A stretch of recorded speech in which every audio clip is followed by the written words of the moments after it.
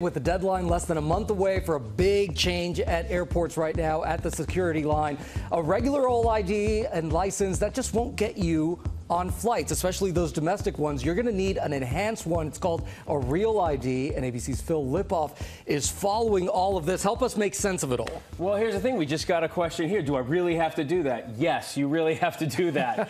Starting May 7th, Gio, if you're flying anywhere in the U.S., out of a U.S. airport, you will need to show TSA agents a Real ID driver's license or another form of compliant ID just to board the flight. So you ask, what does a Real ID look like?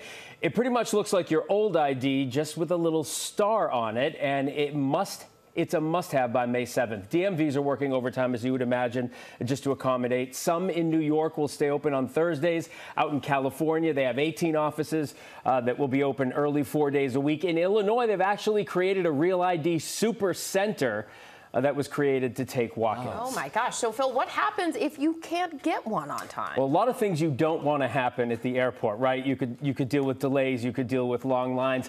TSA says you might not even get on a flight, period, if you don't have this. This goes back to 9/11. After 9/11, the government said individual states have their own requirements for driver's license. We should probably have a federal one that's tied to your social security number, your legal residence. And so this has been in the works for 20 or so years.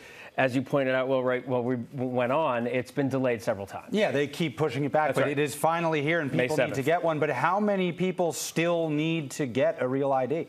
All right, so according to federal documents, as of January of last year, only 56% of driver's license were Real IDs in circulation across this country, 56%. If you still need to get yours, check the Department of Homeland Security website to see your state-specific requirements for your documents. And if you're a AAA member, you can get help getting an appointment as well. But after May 7th, take a passport or you're not getting on a plane. Oh, okay. That's a good If you don't have a Real ID, that's the alternative. That's a good solution. Okay. It seems like it might get messy at airports. That's for sure. Well, I don't have mine, so All passport. right. Well, All right. Good luck, bud.